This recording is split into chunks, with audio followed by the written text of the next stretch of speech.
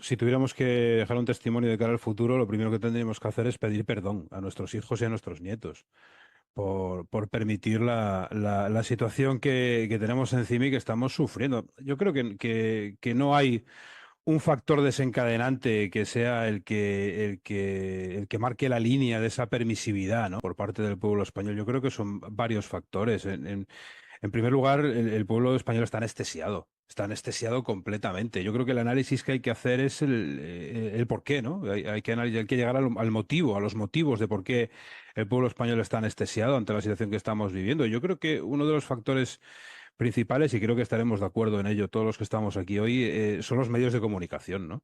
Los medios de comunicación de masas, los medios de comunicación generalistas, que reciben opíparas subvenciones por parte del gobierno de turno, el que sea el que toque. Lo llevamos lustros viviendo en esa situación, de forma y manera que transmiten al pueblo, transmiten al común de los españoles, pues la información que con el sesgo determinado que el partido del gobierno de turno quiere, ¿no? Y eso, año tras año, lustro tras lustro, decenio tras decenio, pues ha generado una situación de anestesia cerebral que hace que las personas que no estamos metidas en el mundo político o que no tenemos esa inquietud de estar informados realmente de lo que está pasando, pues todos los que no estamos en ese círculo, pues reciben inputs por parte de los medios de comunicación que vienen con el mensaje gubernamental de turno, ¿no? En cada momento.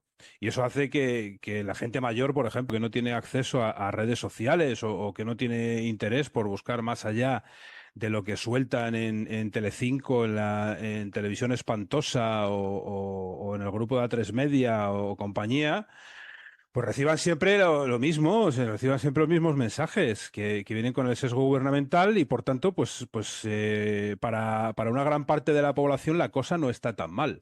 A eso se une además que los españoles, mientras tengan 20 euros en el bolsillo para irse al bar, pues seguramente no tendrán ¿cómo diría yo? Esa impresión de que la situación está llegando al límite, ¿no? Y para que los españoles tengan esos 20 euros en el bolsillo para ir al bar, el gobierno de turno ya se encarga de tomar medidas o de sacar a la palestra y de poner encima de la mesa medidas como la que próximamente veremos de esta paga universal por tener hijos, ¿no?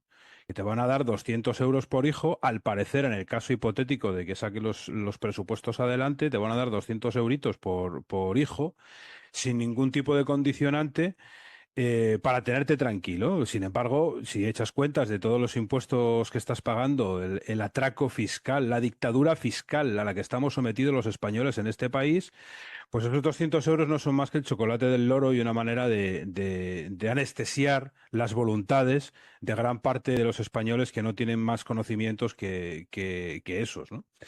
Así que, no sé, en cualquier caso, la situación que decías antes, David, que podía ser reversible, yo es que tengo ciertas dudas de que haya cosas que sean ya reversibles, porque hay que recordar que la deuda que tiene España ya, en lugar de empezar por M, empieza por B de billón.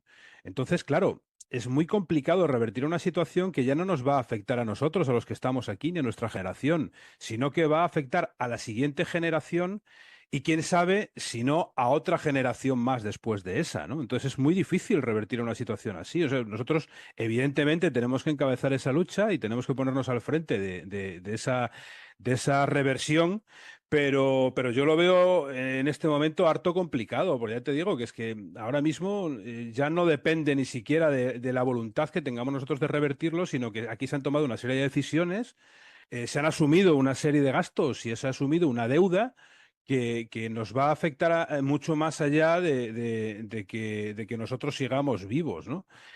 Y ante eso, aquí cabe tomar una decisión, que es tomar un giro brusco a la situación. Y cuando digo brusco, te cojo el capote que tendías al principio, David, diciendo que lo que está podrido por la base es el propio sistema.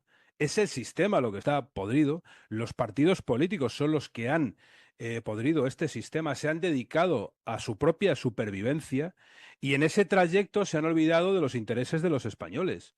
Los únicos intereses que imperan en este momento son los intereses particulares de todos y cada uno de los políticos que están en el arco parlamentario, única y exclusivamente. Y no hay un partido que esté tocando moqueta en este momento que esté interesado en algo que no sea su propia supervivencia de sus siglas.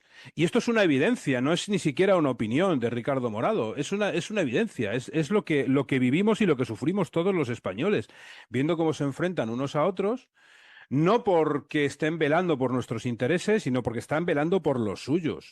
Ya no voy a hablar de los casos de corrupción flagrante del Partido Socialista, porque es para, si no fueran tan graves y nos afectaran al bolsillo de todos, serían para tomárselos a risa de lo lamentables que son y de lo cutres que son a cada día que pasa y a cada noticia que recibimos, sino que la propia relación institucional entre los partidos políticos nos deja un mensaje claro, y ese mensaje es que los españoles, pase lo que pase, somos los que salimos perdiendo. Y eso es una situación que han generado los propios partidos políticos desde el 78. Efectivamente, la Constitución es un papel que ya nació mojado. Es un papel que nació mojado porque se basa en la desigualdad entre los españoles y, por tanto, un documento que trata de velar por los intereses de todo el país, cuando se gesta y se genera en esa desigualdad, evidentemente no puede salir bien. Como a la vista está, tantos años después, que no ha salido bien. ¿España es una democracia fallida? Pues ni siquiera, porque es que la democracia en España no ha existido jamás. La democracia real en España no existe ni ha existido nunca. Por lo tanto, decir que España es una democracia fallida, yo creo que es hacerle demasiado favor a la situación que hay en este momento en España. Y hasta que no seamos conscientes de que vivimos en una dictadura de facto, empezando, y repito, por esa dictadura fiscal a la que nos tienen sometidos los partidos políticos, todos los partidos políticos del espectro del arco parlamentario, hasta que no seamos conscientes los españoles de que eso es así, no vamos a ser capaces de revertir la situación. Y vuelvo a decir, nosotros estamos aquí encabezando esa lucha. Todos los que estamos aquí tenemos nuestra propia idea de cómo encabezar esa lucha o de cómo hacerle frente a esta situación. Pero por desgracia no somos suficientes. Hay el grueso de la población española, es ese grueso que está anestesiado, como decía al principio, y que hace que hasta que no les afecta esos 20 euros que llevan en el bolsillo para poder irse al bar y tomarse la cerveza, muchos de los españoles que viven a base de red clientelar y de paguita, hasta que eso no les suceda, no vamos a ver una reacción popular. Así que, como te decía David, yo creo que no hay un solo factor, sino que hay un cúmulo de factores que hacen que la sociedad española en este momento esté anestesiada.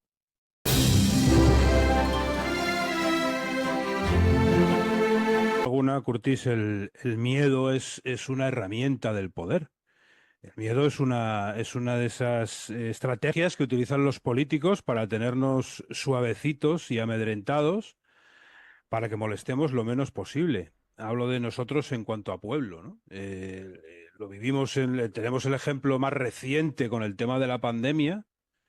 Tenemos ejemplos. Ayer hacíamos un resumen en otro programa de los que colaboro, hacíamos un resumen desde los principios de los años 60, todos estos titulares escabrosos que atemorizaban al pueblo, ¿no? Desde el de la capa de ozono, por ejemplo, hasta que al principio de los 80 nos decían que venía una nueva glaciación. Esto estábamos hablando de titulares de prensa, que de medios generalistas.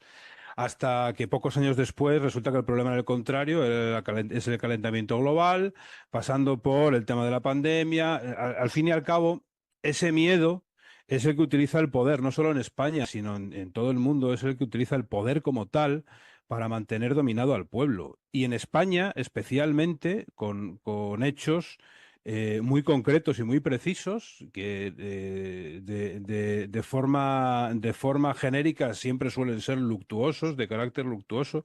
Estoy pensando en ese aniversario que hoy mismo se cumple de los atentados del 11 de marzo en Madrid. Ese miedo generado a la amenaza, ese miedo a que nos pueda pasar algo a los españoles, a los pobrecitos ciudadanos, ese miedo hace que el poder nos atemorice y nos tenga amedrentados para que seamos dóciles, ¿no?, al trato.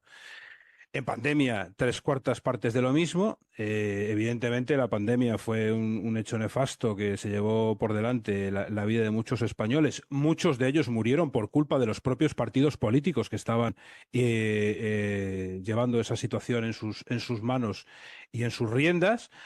Eh, y más allá de eso, ese miedo lo que hace es todavía aumentar esa anestesia de la que hablaba yo en la primera intervención del pueblo, porque al final uno acaba por no querer saber nada más de lo que está en su círculo más cercano, que esté a salvo y poco más, y pasa de meterse en rollos, hablando en plata y hablando pronto y hablando claro. Entonces, eso lo utilizan todos los partidos políticos, repito, todos los partidos políticos sin excepción, para hacer de su capa un sayo y para ejercer ese poder de manera coercitiva, con lo cual esa mal llamada democracia de la que hablábamos al principio, pues aquí tenemos una muestra más de que en España ni ha existido ni existe en este momento, porque el poder cada vez que tiene oportunidad utiliza ese miedo para amedrentarnos, tenernos suavecitos y que no les molestemos demasiado. Esto entronca precisamente con esa idea de que los partidos políticos son los creadores del sistema que está putrefacto en España en este momento, porque lo único que persiguen es su propia supervivencia y no hay nada mejor para conseguir su propia supervivencia que nadie se meta en sus follones y en sus movidas. Y por lo tanto, cuanto más atemorizado esté el pueblo, cuanto más ocupado esté el pueblo en enfrentarse a esos temores, por momentos ilusorios, en otros momentos no tanto, pero enfrentarse a esos temores, pues menos se va a meter en las cosas de palacio de cada uno de los partidos políticos. Y tenemos ejemplos, repito, en todos los partidos políticos en este momento.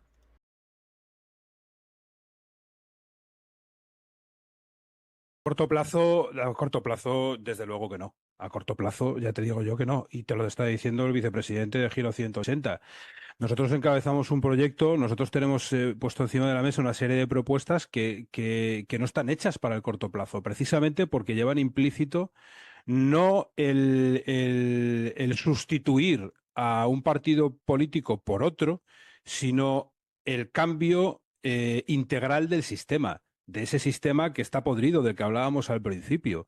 Y para eso hay que hacer una serie de reformas integrales, una serie de cambios en las que no está incluido el corto plazo. Evidentemente, nuestro proyecto es un proyecto a medio y largo plazo en el que tenemos que empezar. Nuestra primera intención es abrirle los ojos a la gente, que se dé cuenta de cuál es realmente el problema, que no son los partidos políticos per se, sino es el propio sistema que han creado los partidos políticos y en el que se han estabulado y en el que están sobreviviendo y como, como si de una industria se tratara, como si de su propia industria se tratara. Y con eso es con lo que nosotros queremos terminar. ¿Qué sucede? Que no es fácil. No es fácil abrirle los ojos a la gente que está acostumbrada a que desde el año 78 le hayan presentado la opción de unos y otros y la alternancia entre unos y otros. Y que eso es lo que tiene que pasar. Eso es lo que tiene metido en el córtex cerebral el 100% de la gente de la calle. Y eso es precisamente lo que hay que cambiar. El problema son precisamente los políticos. En Argentina se han dado cuenta, afortunadamente a tiempo, de que la situación lamentable, en este caso económica, que tenía Argentina era culpa de los políticos, y en España, Dios quiera que no tengamos que llegar a la situación que se llegó en Argentina para que la gente se dé cuenta de eso. Pero por desgracia, como hablábamos al principio, ese nivel de anestesia general que hay en el pueblo español, pues hace que esta labor que nosotros queremos encabezar sea muy complicada, sea muy difícil y nos esté costando mucho trabajo abrirle los ojos a la gente.